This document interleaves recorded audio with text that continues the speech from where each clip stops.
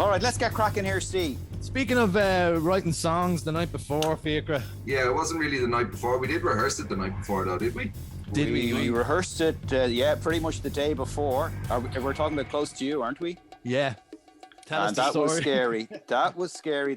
We were out in Tyrrellstown where we were rehearsing, and we were setting up, and Fiacre had this kind of a cheeky grin, and we were under enough pressure, I think. Where were we playing? We were playing Electric Picnic.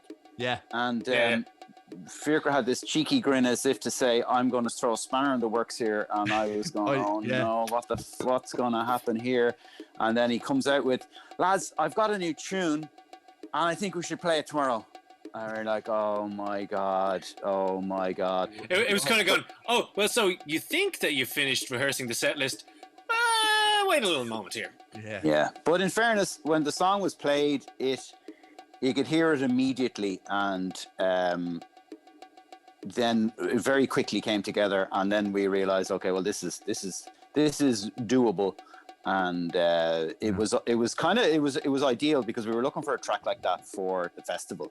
I was working on it like the night before the rehearsal, and I remember we put our set list together, and I was like, we're missing one kind of a festival sort of tune with that sort of mid-tempo. It's nearly got a samba beat as well in it, doesn't it?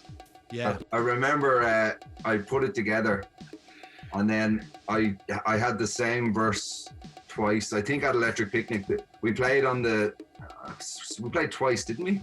Yeah, we played did. the Salty Dog, and then we Fish. did the Jerry Fish the next day. Yeah. So on the Salty Dog we played it first, and it went down really well. But I don't even know what I was singing. And then on the second night at the Jerry Fish, I think we didn't expect the Jerry Fish gig to be so good, because we just didn't expect it to be that packed. It started raining and everyone came in. Yeah, because it was that. Sorry, it was just that thing because we'd had that was our second time playing the Salty Dog, and we'd had such a good time playing the Salty Dog. The first time was just like kind of going, oh, Dale, you get another go at the Salty Dog, and sure, we'll see what happens with the Jerry Fish one. And it turned out to be like one of the best gigs ever. And I think we were all, because we were really nervous about the Salty Dog gig. So the next day we were all having a couple of drinks and we were letting our hair down a bit. And then the Jerry Fish stage was packed, but we were the perfect amount of intoxicated, I think, for that was level of intoxication for it to be not to be a disaster. Yeah. The translation is, we were just at the right state of consciousness. Yeah. And if I remember correctly as well, that was very rushed, and there was no sound check. Very, very little. And I remember seeing Sean the other end of the tent, looking at him, and he looked very worried, and we were like, fuck it, let's just do this. That's right. And it worked. It was so rushed that Sean didn't even have time to open all the channels. Yeah. Sean was opening the channels on the first song, and just as everyone was piling in because it started pissing rain, and then everyone starts piling into the tent, party vibes. We've got like kind of going, I think that's enough to play. Okay, let's go. I remember distinctly. I was, as I said, I was perfectly intoxicated, and I had the balance just right. But there was no balance coming out of the wedges. There was nothing coming out of the wedges when we started, and I was like, "Fuck, where do I come in?" Whatever. And then all of a sudden, Sean had just put a mix of his own through all the wedges, and it just came to life. And it was the best wedge sound I've ever had. And I was like, "Yes." This goes perfectly with perfect amount of intoxication. This is absolutely perfect. The sound is great. Let's enjoy this fucking gig. Yeah. And then we did, I think we did Close to You last, was it? Yeah. Yeah, and I remember, because Ushna particularly wasn't happy with me bringing it to the table. No, I wasn't. Yeah, it was nerve-wracking though. I remember when we did it, I remember looking at Ushna kind of like, I told you so, motherfucker.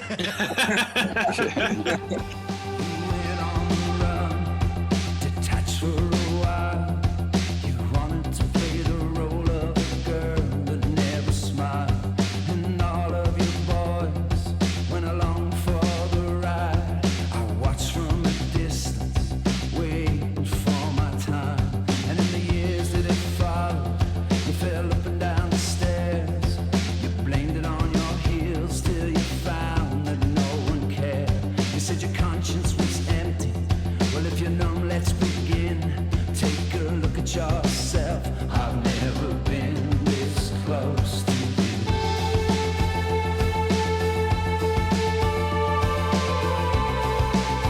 I've never been this close to you.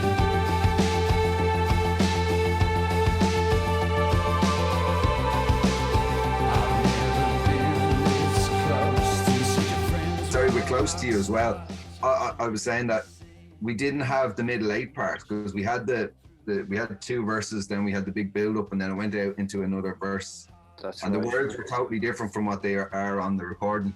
But I remember when we were recording it, I thought we needed a middle eight. I argued with Nick over it at the time. I don't think he was happy with the middle eight. But I think just as a recording, it's totally different recording a song rather than playing a song live. Like, it didn't need a bridge when we were playing it live because there was so much energy in it. But when we recorded it without the bridge, it was just a bit linear in terms of a song, like for something that you'd sit down and listen to. So I think the middle eight really works.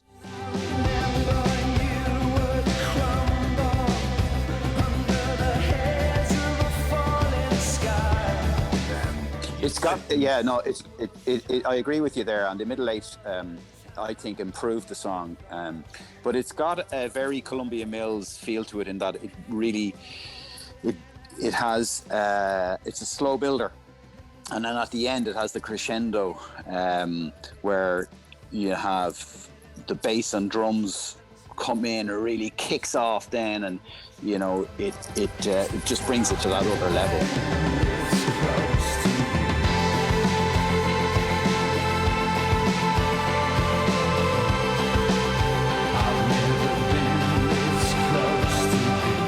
But you know, I remember, I don't know if it was the first time that you did Fikra, but because maybe you done it in the Sound House as well. But I really remember when we were playing Bloody Marys, and you went out into the crowd, and I really remember that you going out into the crowd and looking back towards the stage, not just keeping on facing the direction of the crowd, and looking back at me, and the two of us going absolutely Balubas, screaming the lyrics to one another. And I remember that being like real moments. Like, that was great. Yeah.